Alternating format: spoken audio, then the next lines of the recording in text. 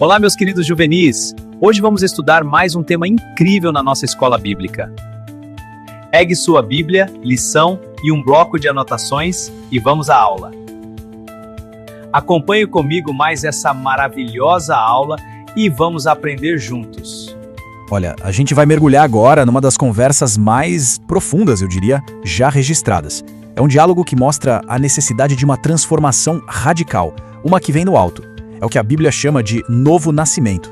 E tudo começa com uma cena que já te deixa pensando, sabe? Imagina só, um dos homens mais respeitados de Israel, um líder religioso, o nome dele era Nicodemos, vai procurar Jesus, mas ele vai de noite, escondido. O que será que ele estava buscando que não podia ser visto à luz do dia? É isso que a gente vai investigar. Para a gente entender essa conversa a fundo, nosso roteiro vai ser o seguinte. Primeiro, esse encontro no escuro. Depois, a gente entra no desafio que é esse tal de novo nascimento. Na sequência, vamos falar da soberania do Espírito, das raízes dessa promessa que são bem antigas e, para fechar, como a gente vê a evidência dessa transformação na prática. Então vamos lá, começando por esse encontro noturno. Pensa um pouco na figura de Nicodemos. Aos olhos de todo mundo, ele era o cara. Tinha chegado no topo, sabe? Sucesso religioso, social. Mas o fato dele ir escondido revela que faltava alguma coisa. Uma busca, uma fome mesmo. Por algo que nem todo conhecimento, nem todo status dele conseguiam preencher. E para a gente entender o peso do que vai ser dito aqui, é fundamental saber quem era Nicodemos. Ele não era qualquer um. Olha só, ele era fariseu da elite religiosa, membro do Sinédrio, que era tipo a suprema corte da época, um mestre em Israel, literalmente. E por que isso é tão importante?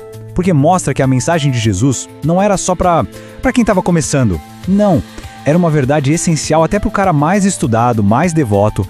Mas fica a pergunta, por que à noite? Bom, a gente pode pensar em duas camadas aqui. A primeira é meio óbvia, né? A prudência política. O medo de ser visto como um mestre que era considerado controverso. Mas tem uma segunda camada que é mais profunda, mais simbólica. É a imagem de um homem saindo da escuridão, da ignorância espiritual, da incerteza e caminhando em direção à luz.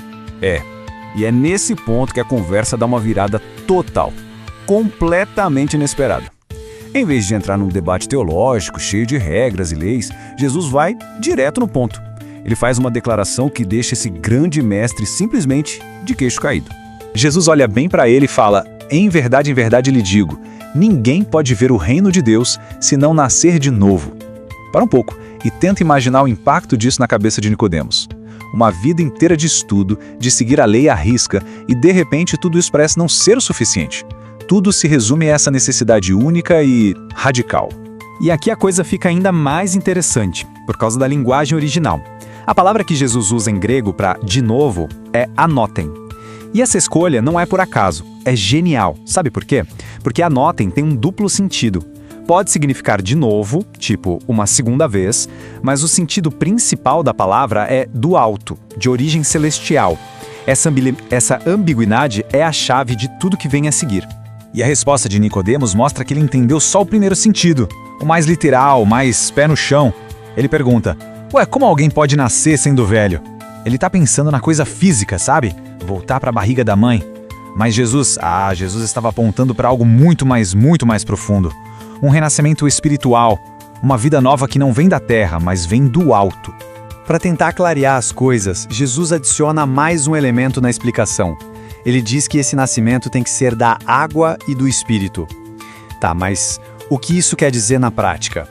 Então, o ponto principal aqui, isso é super importante, é que não são duas coisas separadas. Tipo, o batismo e depois outra coisa. Não. Água e Espírito descreve uma única ação de Deus, mas com dois lados, que não dá para separar.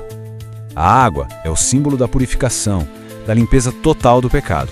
E o Espírito é a fonte da vida nova, é quem faz a regeneração acontecer. É uma coisa só, é uma ação poderosa que transforma tudo. Mesmo assim, Nicodemos ainda devia estar com aquela cara de interrogação, sabe? Então Jesus, com toda a sua sabedoria, usa uma analogia, uma imagem da natureza para explicar essa obra do Espírito Santo que é tão misteriosa e soberana. E a imagem que ele usa é a do vento. Pensa no vento. É uma força que a gente não vê, não controla. A gente não sabe exatamente de onde ele vem, nem para onde ele vai. Mas a gente sente os efeitos dele, certo? Ninguém pode negar. A obra do Espírito é exatamente assim. A origem é divina, é soberana, é misteriosa. mas os resultados são visíveis e muito, muito reais.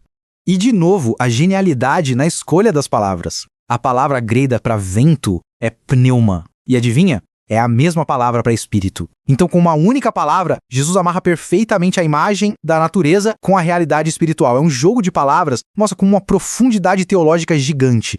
Então, o que essa analogia do vento ensina pra gente sobre o novo nascimento? Basicamente, 3 coisas. Primeiro, a ação do Espírito é invisível, mas os efeitos na vida de uma pessoa são reais, dá pra ver. Segundo, é uma ação soberana, não dá pra fabricar isso com rituais, não tá no nosso controle. E terceiro, a origem é divina, é um mistério, mas os resultados são claros pra todo mundo ver. Aí nesse ponto, Jesus dá uma cutucada em Nicodemos, mas de forma gentil. Ele pergunta: "Poxa, você é mestre em Israel e não entende isso?" E por que essa pergunta? Porque essa ideia de uma transformação interna radical não era para ser novidade para ele. Na verdade, isso já estava lá nas promessas do Antigo Testamento, que Nicodemos, como mestre da lei, devia saber de cor e salteado. E essas promessas eram muito claras. Séculos antes, o profeta Ezequiel já tinha falado que Deus ia purificar o povo com água e dar um coração novo, um espírito novo. O próprio Moisés, lá em Deuteronômio, falou sobre a circuncisão do coração, ou seja, uma mudança por dentro, não por fora. E tem aquela imagem forte de Ezequiel do espírito soprando vida num vale de ossos secos. Todas essas imagens, elas apontavam exatamente para aquilo que Jesus estava explicando ali naquela noite. Percebe a conexão? O ponto de tudo isso é o seguinte: o novo nascimento não é uma ideia nova, inventada ali no Novo Testamento. Não, é o cumprimento de um plano de Deus que já era muito antigo. Era a resposta de Deus para o problema mais profundo do ser humano, um coração que precisa de uma transformação completa, de dentro para fora. Ok, mas a gente falou bastante da teoria.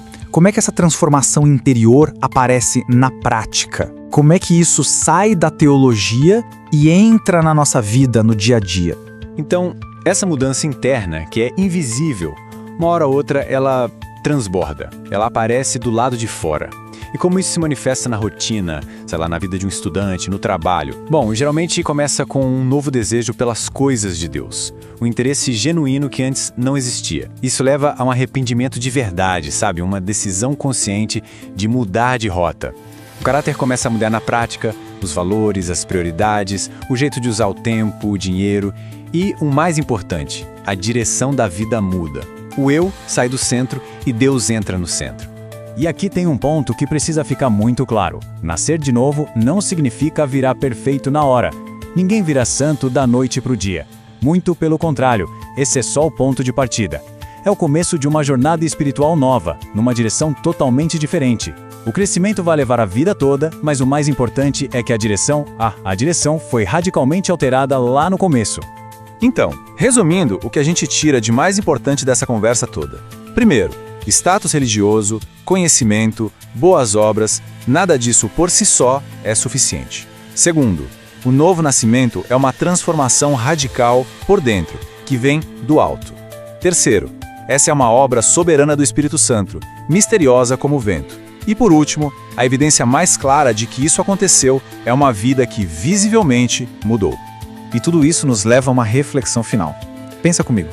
Se o novo nascimento é essa obra invisível do Espírito, como o vento que a gente não enxerga, qual é a evidência mais clara, mais inegável, que a gente pode ver disso no mundo hoje? Em outras palavras, onde é que os efeitos desse vento espiritual se tornam mais visíveis na nossa realidade? Graças a Deus por esta aula e te espero no nosso próximo episódio, viu?